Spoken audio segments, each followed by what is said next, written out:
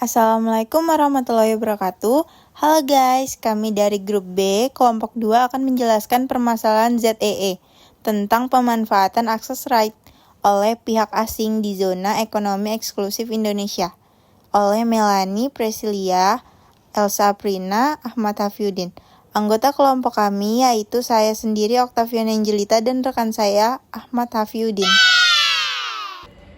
Baik, Indonesia sebagai negara kepulauan merupakan suatu nikmat dan berkah karena kondisi alamnya membuat Indonesia dipenuhi sumber daya alam, tidak hanya di daratan, khususnya di zona ekonomi eksklusif.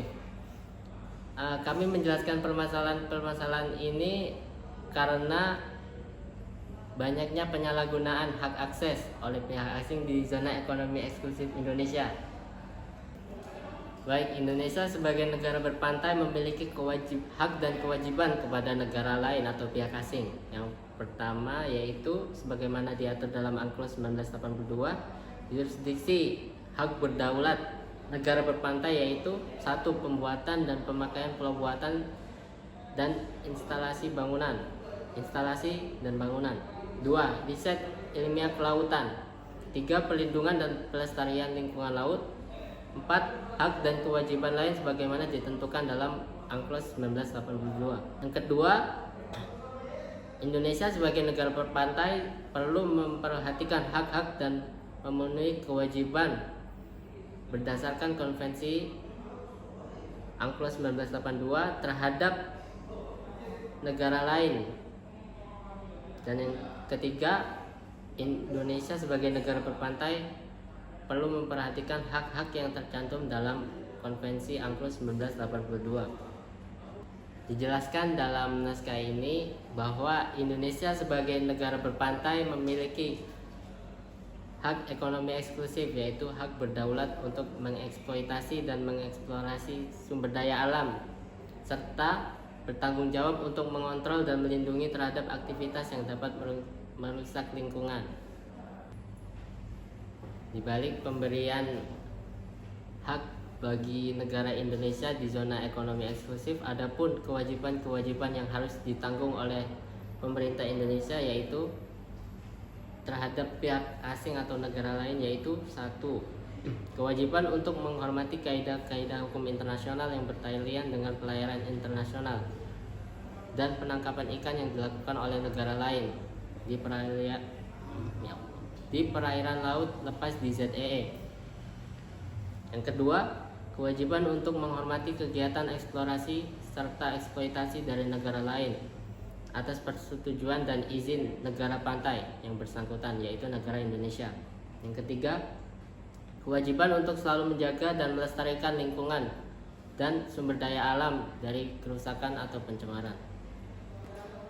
Indonesia sebagai negara berpantai dalam mengawasi dan mengontrol ZEE-nya perlu memperhatikan langkah-langkah, yaitu pertama, menetapkan jumlah tangkapan yang diperbolehkan atau total allowable catch yang nantinya disebut sebagai JTB. Yang kedua, pemerintah menentukan besarnya kemampuan tangkap dari usaha-usaha perikanan Indonesia.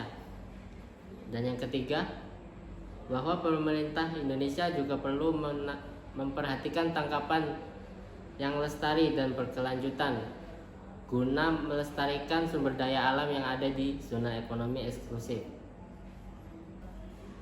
Baik, kita masuk ke dalam hak dan kewajiban negara tak berpantai dalam zona ekonomi eksklusif Indonesia. Negara maju tak berpantai berdasarkan ketentuan UNCLOS 1982 berhak untuk berperan serta dalam eksploitasi sumber kekayaan hayati yang berada di zona ekonomi eksklusif negara berpantai. Dalam hal ini tujuannya untuk memperhatikan ekonomi yang merugikan bagi masyarakat nelayan dan dislokasi ekonomi terhadap negara tak berpantai. Di dalam UNCLOS 1982 juga dijelaskan bahwa negara tak berpantai juga memiliki peluang untuk memanfaatkan zona ekonomi eksklusif pihak negara berpantai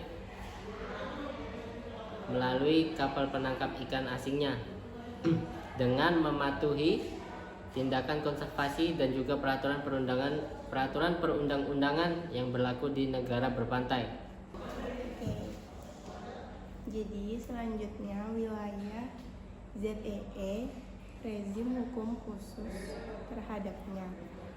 Berlaku dua rezim hukum, yaitu rezim hukum internasional dan rezim hukum nasional.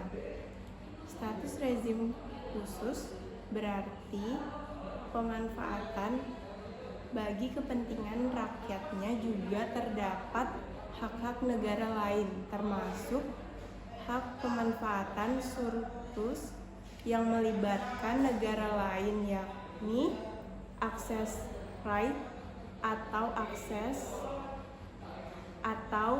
hak akses atas surplus sumber daya perikanan, yang pelaksanaannya wajib memperhatikan ketentuan konvensi.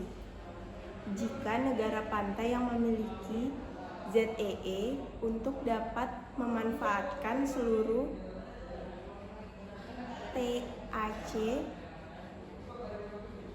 atau kemampuan tangkap nasional yang tidak mencapai TAC, lalu selanjutnya dikenal dengan jumlah tangkapan yang diperbolehkan atau JTB.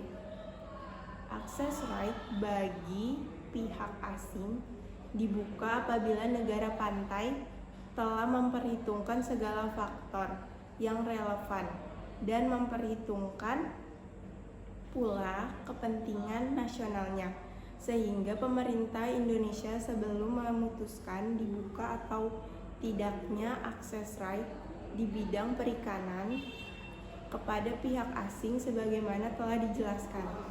Pihak asing melalui kapal penangkapan ikan asingnya diperkenankan untuk melakukan penangkapan ikan di wilayah ZEE apabila telah ada perjanjian di bidang perikanan yang telah disepakati. Kegiatan penangkapan ikan tersebut harus tunduk pada peraturan perundang-undangan nasional negara pantai, yaitu melalui Undang-Undang Nomor 31 Tahun 2004, Junto Undang-Undang Nomor 45 Tahun 2009 tentang perikanan yang selanjutnya disebut sebagai Undang-Undang Perikanan. Kesimpulan yang dapat kami ambil dari naskah tersebut bahwa pihak asing tetap dapat memanfaatkan hak akses atau access right sepanjang negara Indonesia memiliki surplus perikanan yang lebih atau saat negara Indonesia tidak dapat memanfaatkan jumlah tangkapan yang diperbolehkan, serta melangsungkan kerjasama yang didasarkan perjanjian di bidang perikanan dengan negara Indonesia dan tetap tunduk dengan peraturan nasional negara Indonesia. Sekian dari kelompok kami. Bila ada pertanyaan atau yang ingin didiskusikan, silakan. Dan jangan lupa like. Terima kasih. Wassalamualaikum warahmatullahi wabarakatuh. Bye-bye.